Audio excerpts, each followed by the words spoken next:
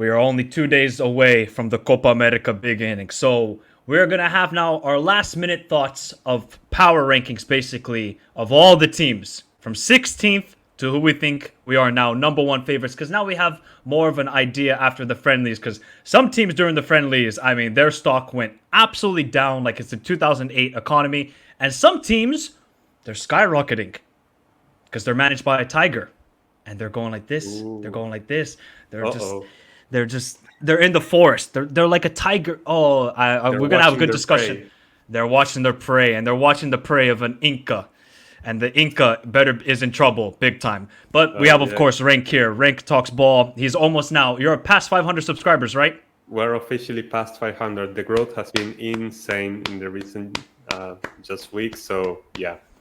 Awesome, awesome. So by the time people, you need to stop the video right here. You go to Renk's channel, you hit subscribe, then you come back to this video and you watch the full video because now we got to get Renk to 1,000 subscribers. I said last time we got to Oh, get to, gosh. what did we say last time? I think I said 300 for you. You said 300, yeah. And we Now we got to did. get, yeah, we did. Now we're at 500, so now we got to get to 1,000 people. But everybody, I want to hear your thoughts in the comments down below. Who is right now your number one favorite for the Copa America? Is it Uruguay? Is it Argentina? Colombia? Are they now maybe number one favorites with the way things are going? And what about Brazil? And then I want to hear your thoughts. Who is going to be the biggest flop? Because right now, there's a lot of contenders. It's looking Yes, like the sir. heavyweight division. You got Evander Holyfield, which is probably Mexico. You got Mike Tyson, which is the USA. And I mean, oh my God, Ecuador. We'll get to Ecuador in a second because I have a lot of things to say about them. But everybody, this is sort of my rankings that I've now updated after the friendlies of all the teams. So I think the bottom three are good. Would you agree with that rank? That Panama, Bolivia, and Costa Rica. I mean, Bolivia, bro. These guys, when they get to sea level, I mean, Jesus Christ. How bad Yeah. can you be? No. It's shameful, honestly. Like the fact that how they perform in the qualifiers away from home is just shocking. In the Copa America, we've seen some random moments where they suddenly score like a banger from outside the box, and they get a result. But in the qualifiers, not even that. It's so bad. And yeah, at sea level in the USA, I think they are gonna be very, very bad. They are lucky that they also have Panama in their group, so they potentially have like a point they can get there because Panama haven't been really that great in 2024. It's been a bit of a decline after they made the Copa Oro final, the Gold Cup. Yeah. So yeah, I think those two teams are called to disappoint. And then Costa Rica, look, I think we can't really be too hard on this team. They are extremely young. I believe that half the Costa Rican squad is like 23 or under. Yep. So like I think they're the they are, youngest team at this Copa America. yeah, surely they are. So they are clearly developing for the future with Gustavo Alfaro. This tournament is just too early for them, and yeah, I think they are going to have a really tough time. Yeah, I think so too. So I think the bottom three are sort of locked in my power rankings of the Copa America. I just Bolivia, I just have no faith. Panama are just a weird team where they could maybe test the USA, but against Uruguay, they're gonna get cooked. I'll say it right, Yeah. they're gonna get cooked by Uruguay. Now, rank who's better, Peru or Jamaica? I mean, Jamaica. I watched their game against Dominica. Hear this, rank. They were 3-0 up in the game. Now, it's not their best of team. They were missing a couple key players like Damari Gray and Andre Blake. But they were 3-0 up and almost bottled it. To Dominica. Not Dominican Republic. Dominica. With the Where parrot in even their is flag. Dominica? Uh, Bro. it's some Caribbean island. I don't know where exactly it is. Oh But my.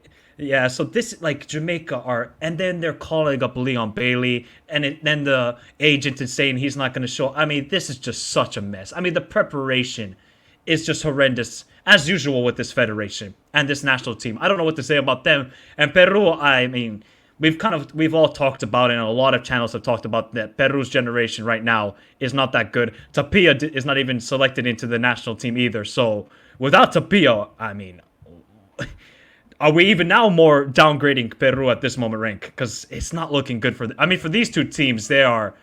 I think they're significantly behind Paraguay at this moment.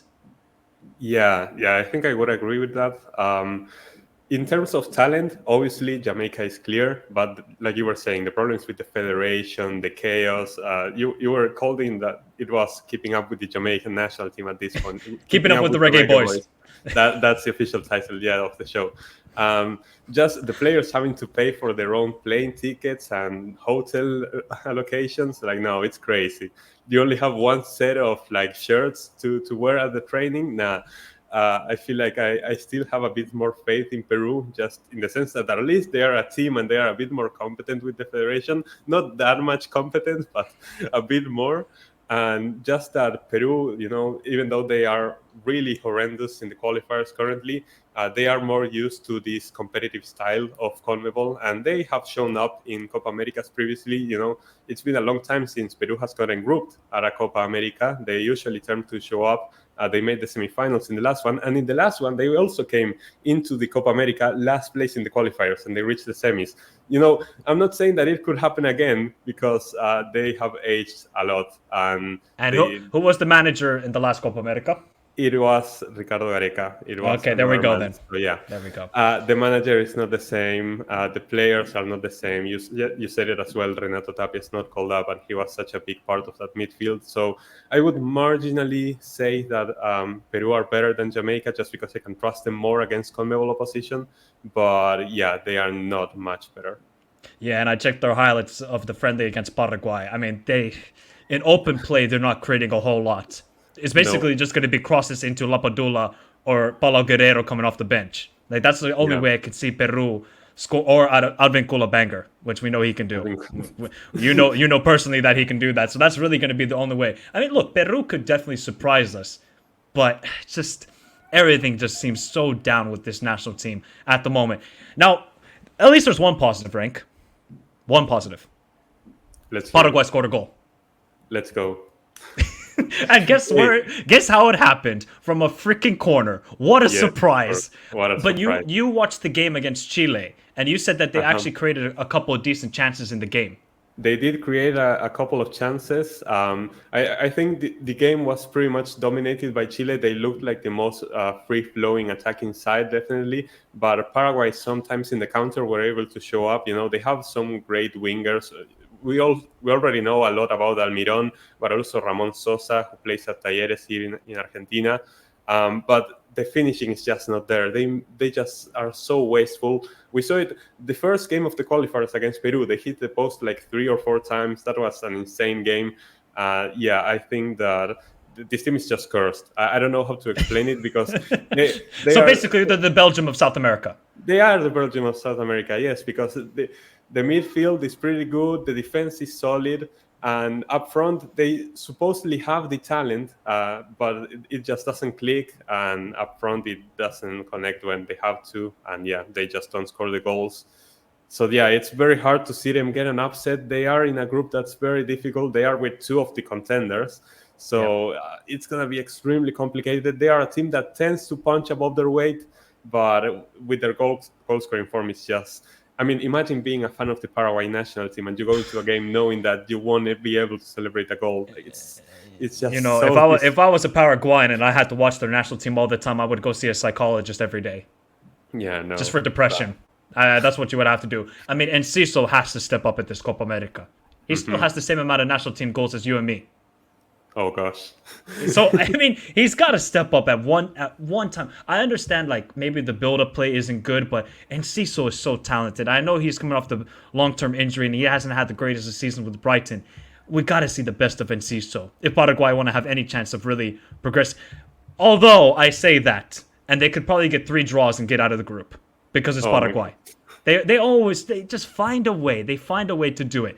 So who would you rank higher right now? Would you rank still Mexico over Canada? Because Canada did show that defensively they have gotten better under Jesse Marsch, and I was super impressed by them against France. Now, look, it's a friendly. Were France really motivated in the game? I don't think so, but I saw a lot of improvements from Canada, and I see that they have a proper structure under Jesse Marsch. And if Jesse Marsch somehow gets this team to cook and they progress out of the group, I'm going to look at the U.S. Federation even more in disgust at this point, even more than I am right now. But I'm impressed what I see with Canada. It's just now you're going up against Chile, who are just, I mean, this team are red hot in form. And Mexico, I mean, the 2 friendlies just proved to me this team simply cannot defend. They might have a lot of good goal scorers in their side, and I want to see the best of Santiago Jimenez because I don't think we've seen the best of him at international level compared to club level. You can say that's down to service to him or him himself, but I want to see the best of Santiago Jimenez. Any thoughts of these two teams? Listen, for once, I don't want to be too harsh on Mexico because, yes, these recent two friendlies haven't been the most convincing. They put up a bit of a fight against Brazil, but Brazil is a talking point of their own. Against Uruguay, they got completely destroyed. The midfield got run over. The defense was just getting smacked all the time by either Pelistri or Darwin. So it wasn't the best international window for Mexico. Canada have shown some very positive signs. Obviously they got destroyed 4-0 by the Netherlands, but in the first half they were holding their own. Yeah, it And was then nil against nil. France, it was a great performance defensively as well. So that was something that I was not expecting. I was expecting Canada to be a mess defensively, and they are just trying to attack with vibes and a lot of pace. But no, were actually very defensively competent. So they are coming off way more positives than Mexico from this international window. I still think that Mexico, has a bit more grit and a bit more competition compared to Canada. They have been in the Copa America before. This is Canada's first Copa America, and I Yep. really want to see what they can do against the other CONMEBOL teams. Mexico, I have a bit more faith that they can perform against CONMEBOL. Not so much faith, but a bit more faith. So I would still have Mexico ahead of Canada, but yeah, the positives are there for Canada. They are going to be a very dangerous team. It's our opening game, so I feel like it's going to be even more complicated for that reason. Yeah, I want to see what they can prove because it's going to be very tight between them and Chile for me for that second position. We're going to see how they compete. Yeah, and I just did think for Mexico, it's just about if they can sort out the defense. They have a lot of goal scorers in their team, and Alvarez has to step up because Alvarez in those two games was so poor. I mean, he gave Yeah. up two of the goals for Uruguay, so Alvarez really needs to play like the best player on the team. He didn't play like that. He played like the worst player on the team. We need to see the best of Alvarez. And Canada are just that game against Chile is going to be fire though. I feel like that's going to be probably the game of the group stage alongside Uruguay, USA, and Colombia, Brazil. Because that game, yes, Canada have improved defensively, but they can score against Chile. They can. So I Yeah. would say that Mexico and Canada are still ninth and 10th, but I think it's 50-50 between Mexico and Venezuela. Because we don't know with Venezuela because they haven't had any friendlies. So Yeah. they're basically a totally unknown. All we can go by is what they did in March. And in March, it was a bit like, okay, they did well against Italy. They drew with Guatemala. I like Venezuela. I think they're going to be a very difficult team to play against. They're probably going to keep it very low scoring, as we have seen in CONMEBOL World Cup qualifiers. I would still have them below the United States, just slightly, because they're a bit of an unknown. Would you kind of agree with that sentiment? Yeah, I agree. It was definitely an interesting decision that Batista made of just kind of go full on lockdown. Don't let the players out. Just we're gonna train on our own, and we're not gonna have friendlies against anyone. We're not gonna let them see what we are doing. I think that obviously, if Venezuela go on in the group stage, we're going to criticize him for that. Yep. And if Venezuela actually cook, we're going to say, "Oh, genius strategy." Everybody But should be doing it. yeah, no, it was a bit weird because I feel like usually ahead of a tournament you want to get your players match fit by actually playing matches. I think that And to get chemistry. to that level of competition and chemistry, it's better to play an actual game, even if it's a friendly. So it was definitely a weird choice by the federation to kind of not play any friendlies ahead of the Copa America. I still rate Venezuela ahead of Mexico currently. But yeah, not to the same level of the US. The US, they had that disastrous friendly against Colombia, but after that, they held their own against Brazil. Sure, Yep. Brazil is a talking point of their own. We're going to get to it, but the USA really played great in that game. Sure, Matt Turner had to make like a lot of saves. He made like, what, 10 or 11 saves to kind of keep Yeah, the I USA think in the 10 game. saves in the game. But Allison had to make some saves of his own as well. Like USA could have easily won that game against Brazil, and it would have been a surprise because they went toe to toe. It wasn't like they were creating, counter attacking, or just kind of shit housing their way in. No, they were playing actual football. They were playing out from the back against Brazil of all teams. They were getting through their press, Now they were going toe to through their toe. midfield. Yes, it was a very interesting back and forth game, and yeah. I still rate the USA higher than Venezuela. And listen, being at home, they have potential to kind of do something. The problem is that Greg Berhalter is pretty much allergic to punching above his weight. So that's gonna be the difficult part. Can they take a name? Can they have a statement win? It's gonna be the main question for the USA. That that's the thing. They just need that statement victory. If they can get it over to Uruguay in the group stage, would that count though? Would that count like in the group stage? Would that count as a statement win That in your is a book? very interesting question to ask USA fans. If you top the group and you still go out in the quarters, is that a good tournament? I would still say that's a good tournament because you can. That proves that you can. Although I would say the Uruguay game is going to be the last group stage game, and could they be resting guys in that last group stage game? I doubt So it. I doubt this it. is the conundrum. That's the conundrum. But I think the USA definitely. I mean, that disaster in against Colombia. I mean, some of the goals and some of the defending was, I mean, Yeah, amateur. no. I mean, I've seen better defending on the streets of Buenos Aires than that. Yeah, it Yeah. was horrendous. So yes, the USA improved and they went toe to toe against Brazil, and I think now they are slightly behind Chile because Chile right now these guys are cooking. I mean, these guys are cooking the greatest ever completo hot dog I have ever seen. Gareca might be he might be God. He might be God because I think Berizzo when he was manager, they scored 8 goals. Gareca has done that in 3 games. 3 games. It's taken 3 games against France, against Albania, who qualified to the Euros, and against Paraguay, who don't usually concede a lot of goals. I'm Renk. They might make a semis. Think about Yes. that.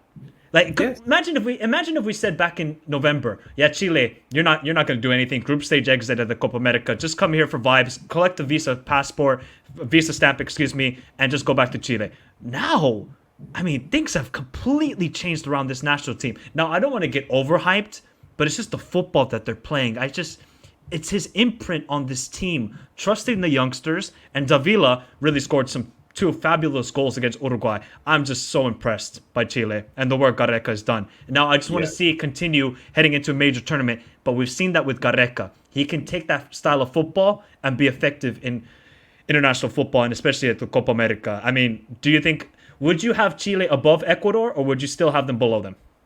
Currently, I have Chile ahead of Ecuador. I think that is the status quo currently. But it's crazy how a single appointment can change the perspective of an entire team. Because, like you were saying, under Berizzo, Berizzo, total fraud. But under Berizzo, Chile Yes. was a dumpster fire. And now with Gareca, a manager who is actually proven with national teams in CONMEBOL, they look completely rejuvenated. It doesn't make sense how good they are playing. Sure, it, it's a very small sample size, but it was against decent opposition, and they were playing great. They were scoring a lot of goals, which they usually didn't. Like you were saying, Davila pretty much confirmed his spot in the starting 11 with that game against Paraguay. And you still have the guys like Osorio, who is a rising star that is going to have to prove himself contender for young player of the tournament at this point. Because Yep. if he actually takes Chile to the semifinals, we know that one of the 4 teams at the top is not going to be at the semis. So that opens the gate for one of Ecuador or Chile to make the semis. And currently, I feel like Chile are playing better than Ecuador, and they have more goal-scoring threat. I think that is the main thing. That even though Ecuador potentially have more talent and have a better structure, I feel like Chile have the more goal-scoring threat, and it's going to be the key for them. Yeah, it's just insane the change that one appointment can make to the perspective and the expectations of a team. Just the form that they are coming into the tournament, everything is looking great for Chile currently. I'm honestly shocked at how well this is transformed in 3 games. Like, this shouldn't happen. This No. really shouldn't happen. That like that. It's magic. And maybe Gareca. I said he's God. He might be God. And I know Chilenos are going to be very excited for this Copa America, and they should be. But Ecuador, I no puede ser, man. I no puede ser with this national team and with this manager. I can't stand it. This guy is just clueless. Now, I did watch the first half against Honduras. Hincapié cannot play at left back. I've realized No. that. He cannot play. I think they got to go with Loro out wide.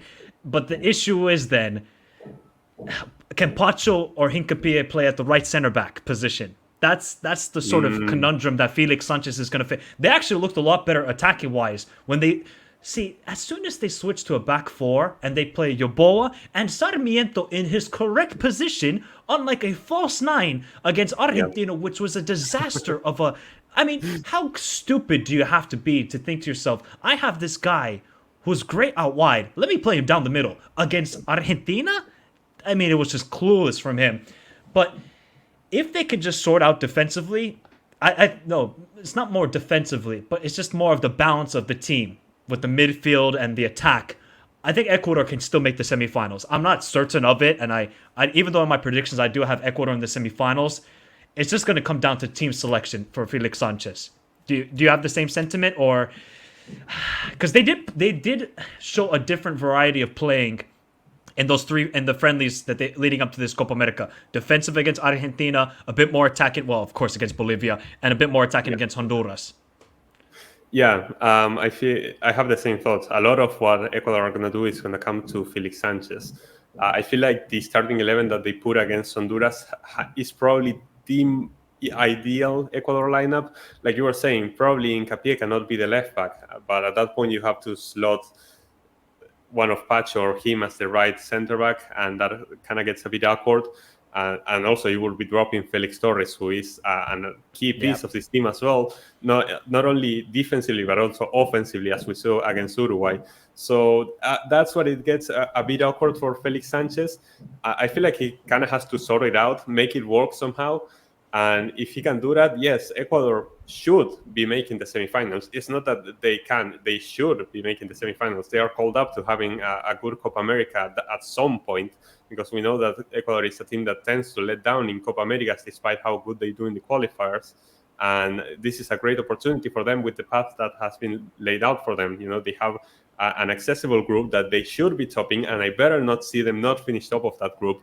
And yeah, the potential route against one of Canada or Chile in the quarterfinals, they should be making it to the semis. But a lot of that is going to come to the squad selection, and if the players that are up front are going to step up, we need to see more of Kendry Páez. We need to see more of Sarmiento. We need to see more of Ener Valencia potentially at some point. I'm sorry, Renk. Ener Valencia missed 2 sitters against Honduras. I know he did. I know he's not the same guy anymore. Even he's not the same guy for Internacional anymore. When he arrived at Internacional in the Copa Libertadores, he was absolutely smashing it.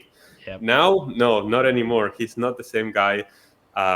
But again, it's not the first time that I've underestimated Ener Valencia going into a tournament that he performed. So, you know, I feel like even for Ecuador, he's still very important, even as a reference inside the box. Yes. Just for someone to be inside, be that post, and just someone that they can rely and pass the ball to kind of recycle it back to the flanks, or just cross it and hope that he does something. I feel like he can still be important for Ecuador in that sense. We're not even talking about leadership. So, yeah, it's going to come down to the offensive players and the squad selection for Felix Sanchez. They need to do something at this Copa America, or else it's going to be another letdown. Well, I mean, if it's a group stage exit, I mean... No, we better not see that. No, we better not see that. I'm sorry to all my Ecuadorians. If we see a group stage exit from this team with this talent, disaster. Felix Sanchez should not even get on the plane back to Ecuador. Deny it. Deny the ticket. He should not be going back. But now you see with my rankings, people, there is a significant dots there. And the reason why is because the top 4 are clear of everybody else. Clear. Do you agree with me with the top 4 right now? In that order? Yes, I agree with the top 4 and in that order as well. Yeah, so I don't think anybody would have... shout out to all the Brazilians watching. I mean, the 2 friendlies... It just proves to me this team cannot defend. I mean, Marquinhos really, even though I don't rate Marquinhos as like one of the best center backs, I gotta see a little bit better. I mean, he was bad against the USA, especially like Marquinhos really needs to step up. But I think this is more about Colombia. The way Colombia are balling out right now, they better make it to I would say better make it to the semifinals. If they still finish second and face Uruguay in the quarterfinals, that is tough. But the way Colombia are they're just balling out, man. They're releasing new music for the Copa America with Ryan Castro. It's banging. I'm playing that every day. It's an amazing song. Lucho is playing great. I mean, everybody. They're just on such form right now. But I'm just so intrigued to see, okay, it's nice doing it on the friendlies, CONMEBOL World Cup qualifiers.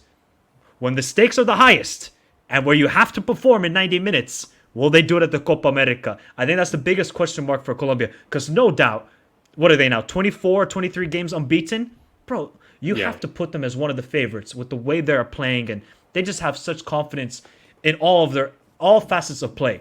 Defensively, midfield, attack. I mean, how can Borges score a bicycle kick goal? No, How? no, no. It's not real. It's not real. We're not. We're on an ayahuasca trip right now with this Colombian national team. It's an ayahuasca trip. So can this ayahuasca trip continue to the second Copa America? You never know, Yo. bro. Because the way they're playing like one of the best teams, not even in just South America, in the world. Yes. Yes, yes, I completely agree. I am expecting a lot of great things for Colombia this Copa America. We've seen it before, like the teams that were arriving on crazy unbeaten streaks, they were Italy at the Euros and Argentina to the World Cup. It's not a sign that it will happen. It's a sign that it's possible to go into a great unbeaten streak and perform at the tournament as well. But yeah, those are my main worries, not only for Colombia, but for Uruguay as well. It's great doing it before the tournament, but in the tournament, you have to perform. Those are the two teams that I'm looking at. Okay, yeah, you're doing great. Now you do it too. But yeah, I'm expecting a lot of great things from Colombia because they are the team to me that seems the most solid. They so reliable in every single line. Goalkeeper, the back line, the midfield, the attack, everything seems good about Colombia. There's not a single player in that starting 11 that I would change. No. It's really looking great with the job that Lorenzo has done, and I'm expecting a lot, honestly. I Currently can't have wait them, to watch them. yeah, I currently have them above Brazil. Just those friendlies against Mexico and the USA were not convincing at all. Did you have Brazil at third place before the friendlies?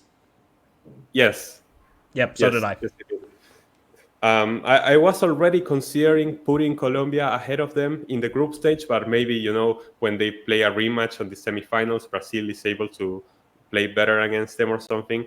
But yeah, I don't know. I feel like just it's so weird, because obviously the statement that Ronaldinho did was fake. But Oh wait. By the way, he's faking passports and faking statements. You saw my tweet, no, bro. Come on, we saw it. Ronaldinho. No, no, no. The statement that Ronaldinho made was fake, and I was against it being. If it was real, that was not the right statement to make. But I low key agreed with what he was saying. Oh Like yeah, the team has no happiness, has no character, has no grit. I just see no them play, and it leadership. doesn't. No leadership. I just watch them they play, and it doesn't seem like they can come back after a tough situation. When the going gets tough, I feel like Brazil cannot pick themselves back up and kind of step up to the situation that they are facing. And I feel like against Colombia, against Uruguay, they're going to face some really tough games. And just teams who are potentially going to want it more as well. They're wanting to go at Brazil because they are not scared anymore. That jersey, that yellow jersey, does not impose fear anymore, and that is the most dangerous thing for Brazil. That teams are taking games to them, and yeah, they are kind of exposing them defensively, like you were talking about, in the midfield as well, overrunning them. And then the only saving grace for Brazil is going to be the attack. But will the attack perform? Because that's also another narrative. The attack needs to show up for Brazil, and currently, Vini, it's not looking great for Brazil. That is just a fact. So, is there And any positives then for them that okay, maybe they can use the statement that Ronaldinho made and said, "All right, you're saying this about us. We're gonna prove you wrong, and we're gonna because I'm sure there's a lot of doubt now within the Brazilian media, like, oh, look at these guys and the fans. Oh, nah, these guys cook for club level, but they won't perform national team level. This team have to now rise to the occasions to say, I'm not expecting them to win the Copa America, but make it to a semifinal at least, guys. You got to now put some pride, not just for the shirt, but for yourself. no, no, no. When it's about Brazil, Brazil is about winning. Brazil is Of about winning. course. It's not about second. It's not about semis. Brazil is about winning, and I feel like they can use that to their advantage. That this new kind of energy that is brought to them, and also the fact that they are Brazil. They are known for performing when it gets to a tournament. So yeah, I feel like I was saying, I need Uruguay and Colombia to perform at the tournament itself. I trust that Brazil is at least gonna be more competent when it comes to the group stage. But after that is when they really need to step up, and against this top opposition that they're gonna face in the knockouts is when it's gonna get real. So Yeah. it's very complicated. It's very complicated, but I don't know. Anything could happen between those three. I feel like Oh, because they're gonna that face in the same side of the bracket. That is gonna be an absolute dogfight, and yeah, it's just they're gonna be it's so gonna change battered the and narrative. bruised. They're gonna be so Yes, battered and bruised heading into that final. Like, do they have any energy against Argentina? Are gonna just show up in shorts, flip flops, pina colada, and say, "Cool, who are we gonna play? Ah, Colombia. no, Ah, we'll beat you. Uruguay. I Ah, hope okay, it's we'll like that. beat." Nah, I hope like, but it's that's like that, but we know it's not gonna be as easy as that, but I hope it's like that. But yeah, it's gonna be insane on that side of the bracket. Those are gonna be the best games of the oh Copa yeah, America, the final included. And yeah, anything can happen. The narratives are crazy with Brazil, with Colombia, with Uruguay. So it's gonna be yeah. really intense. Yeah, just quickly on Uruguay and Argentina before we wrap up here. I mean, Uruguay, they just laid the smackdown on Mexico, bro. I mean, Darwin Nunes got a hat trick.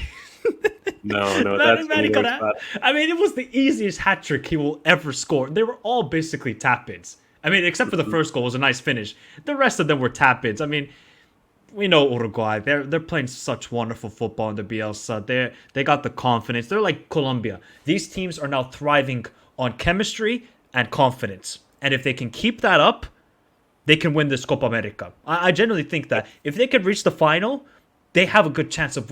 Like, this is not going to be like, oh, Argentina are super overwhelming favorites. Any team they would face in the final, they will beat. No, it's if Uruguay and Colombia can make that final, I think they can give a really, really good game to Mhm. Argentina. And then Argentina quickly. I mean, I mean, you're playing against Guatemala. I mean, Guatemala scored first in the game. Shout out to them.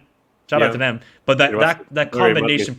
play, the combination play between Di Maria and Messi, oh, it's just like magic, bro. Just the fine wine. You see it all the time, and it's just gonna be there for one last time we see those two players playing together. Oh, oh. I know it hurts to every Argentinian out there, but I don't think the narrative has changed on these two teams. I think these two teams have been for a while now the top two favorites of the Copa America. Yeah, for a while, yeah. Uruguay, just fantastic under Bielsa. They are playing arguably the best football in CONMEBOL currently. It looks so good when it works. Against Mexico, they completely dismantle them. I have my reservations about Mexico, but yeah, Uruguay were all over the place. Darwin Nunez is looking like a goal scoring machine for them. This system seems to fit him so well. Just the gegen pressing and playing fast and trying to recover the ball as quickly as possible. Having those dangerous wingers like Pelistri. Max Araujo, I don't really trust that much, but Pelistri mainly is going to be that guy on the right. To be fair though, Araujo played a good game against Mexico. Yeah, yeah. I mean, against Mexico, anyone's Pelé, but yeah. After that, in the midfield, like okay, I know it. In the midfield, Ugarte as their main key piece in the midfield because in the game against La Bombonera, Ugarte was fantastic. He was man of the match for me. I thought that he Yeah. was so good, just dictating the play and making all those recoveries, key challenges, and then just allowing Valverde and De La Cruz to thrive in the creative process. It's just so insane. Defensively with Araujo, Jimenez, it's just so good for Uruguay. This style by Bielsa, it's now it's in the tournament, because Bielsa, we've seen it too many times before with Bielsa. Yeah, great, so many games. Now in the tournament, that now is where I need to see it for Uruguay. If they make the final, they are gonna be the team that I'm most scared of.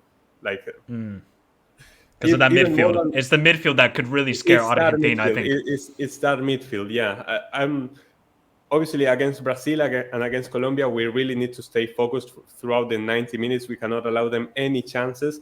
But against Uruguay, it's the only game where I see that we could play to our biggest potential and still lose. That's the thing that Yes. I'm seeing. So yeah, Uruguay I think has the biggest chance to beat Argentina in a final if it were to happen. And yeah, they have to be the second favorites because I mean we have to be number one. What else is there Yep. to say with the last dance? Um, World Cup champions, Copa America champions. Everything is looking great. Sure, those preparation friendlies. I still hope that we could have better opposition in the friendlies. I mean, you played Ecuador, so that's a good test, I Yeah, think, for a team that are Ecuador was a defensively good test. strong. Yeah, Ecuador was a good test. Ecuador was a friendly that I really liked because Ecuador were very organized defensively, and we had a tough time breaking them down. But when we went into fifth year, we scored the goal, and then it was just about controlling the pace of the game, slow destruction, it seems. And against Guatemala, we conceded with a stupid mistake, but after that, Guatemala made a stupid mistake of their own. So that's why I was kind of saying that friendly I don't look much into. But again, when we went into fifth gear, we completely destroyed them. So that's the thing. When this Argentina team kind of gets going and actually gets the playing style that they like, we destroy everyone in the world. And that's just how it goes. That's just how it went in the World Cup as well. It's about just keeping that momentum and being solid. I want to see us get tested defensively in the group stage. I hope that Canada can give us a good game. And I think Chile are going to be your biggest test now, bro. With the way Chile they're playing. I'm talking about the opening game. The opening game. Okay. With Davis and David, there's potential for Canada to kind of test us defensively and give us a few scares. Chile, it's going to be a big test against Chile in that second game. It's going to be a really, really good game. But if everything goes to plan, I feel like we should be making it back to back. That's the way it goes. I can't lie. This is the most excited I've been for a Copa America since 2016. Yeah. That was the last time I was super excited. Because since then, it's been obviously 2019. I just felt like Argentina were just such a mess. Peru still did well. Colombia, Ecuador, 2021, it was COVID. I just didn't really feel the hype for it because there was no fans. Same thing with the Euros. I wasn't really hyped for it. But this one, I don't know. I don't know if it's just because it's in America or 16 teams, but... Well, okay. Yeah, I love... By the way, people, go check out Renk's video of the history of Copa America. It was freaking hilarious. It was an awesome video. And I'm glad that the video is doing well because he deserves it. But CONMEBOL... Guess what, people? I'm not going to be shocked if the Copa America every 8 years will be in the United States. Would not be shocked by it because we know this partnership is going to be lasting for a long time because CONMEBOL just see the eyeballs, and the eyeballs are just filled with money. Money talks. But hey, I want to hear your thoughts in the comments down below, people. How excited are you for this Copa America? I'm sure Colombians are excited. I'm sure Uruguayans are excited. I'm sure Argentinians are excited. Mexicans, Bolivians, Brazilians are a bit of a weird one because I feel like they're like, okay, yeah, we know we're not the best of Brazil, but we can still play. We can still score goals. So I'm really excited for this Copa America. And remember, people, to go check out Renk Talks Ball. He'll probably be doing a lot of coverage for the Copa America. And also, during the Copa America, people, I will not be doing watch-longs because it's at 2 a.m. and 4 a.m. in the morning for me. And I'm a dedicated man. I will be watching a lot of the games as much as I possibly can. But there will be a lot of reaction videos. So stay tuned for that on the channel. But for me and Renk, here's the Copa intro. And have a beautiful day. Stay safe in this crazy world. And let's all enjoy the Copa America. Aquí viene Guerrero. Peruano. Centro para Córdoba.